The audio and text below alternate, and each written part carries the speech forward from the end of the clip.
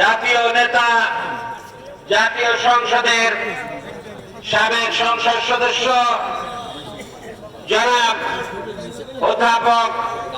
মিয়া গোলাম পরওয়ার, উপস্থিত আছেন অন্যতম বিশেষ অতিথি জনাব মাওলানা জহিরুদ্দিন মোহাম্মদ বাবর, জনাব মাওলানা কে ফখরুদ্দিন খান রাজি, ডক্টর সুলতান আহমেদ সহ পৌর জেলা নেতৃবৃন্দ, উপজেলা এবং থানা নেতৃবৃন্দ, সাংবাদিকবৃন্দ, আইনজীবী, প্রশাসনের কর্মকর্তা বৃন্দ, সুধীমণ্ডলী এবং বরগুনার প্রত্যন্ত অঞ্চল থেকে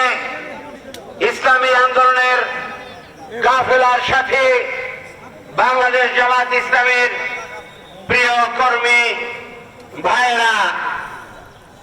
আলহামদুলিল্লাহ আল্লাহ রাব্বুল আলামিন তার দ্বীনের কথা বলা, সত্য ন্যায় এবং ইনসাফের কথা বলা, জুলুমের বিরুদ্ধে কথা বলা বাংলাদেশে একটি অপরাধ ছিল, সেই অবস্থা থেকে মুক্ত করেছেন।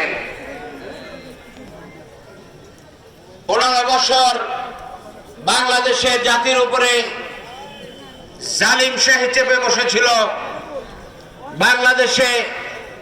তারা কোনো সত্যকে ভয় পেত, কোন সত্য মেনে নিতে চায় নাই, এবং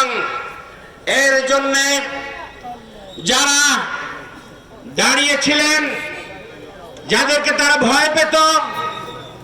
সেই সমস্ত দেশের কৃতি সন্তান আমাদের বাংলাদেশের মানুষের প্রাণপ্রিয় নেতৃবৃন্দকে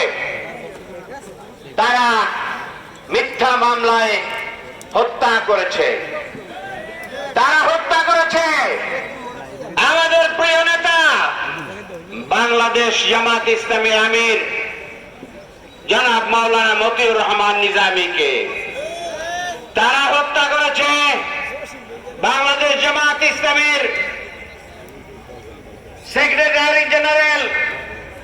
শহীদ আলী হাসান মোহাম্মদ মুজাহিদকে। তারা হত্যা করেছে জামাত ইসলামী সহকারী সেক্রেটারি জেনারেল জনাব কামারুজ্জামান আব্দুল কাদের মোল্লা এবং বাংলাদেশের অর্থনীতি তথা বাংলাদেশের মানুষের উন্নয়নে যিনি অনেক বড় চিন্তা করতেন, সেই মহা ব্যক্তিত্ব ইসলামী ব্যাংক ইবনে সিনার প্রতিষ্ঠাতা মীর কাসেম আলীকে তারা হত্যা করেছে, মৃত্যুর দিকে ঠেলে দিয়েছে। এই উপমহাদেশ তথা বিশ্ব ইসলামী আন্দোলনের নেতা মুআজ্জেম হোসেন হেলাল, কোরআনের পাখি বলে খ্যাত বাংলাদেশ জামাত ইসলামী, আমাদের বরিশাল তথা পিরোজপুরের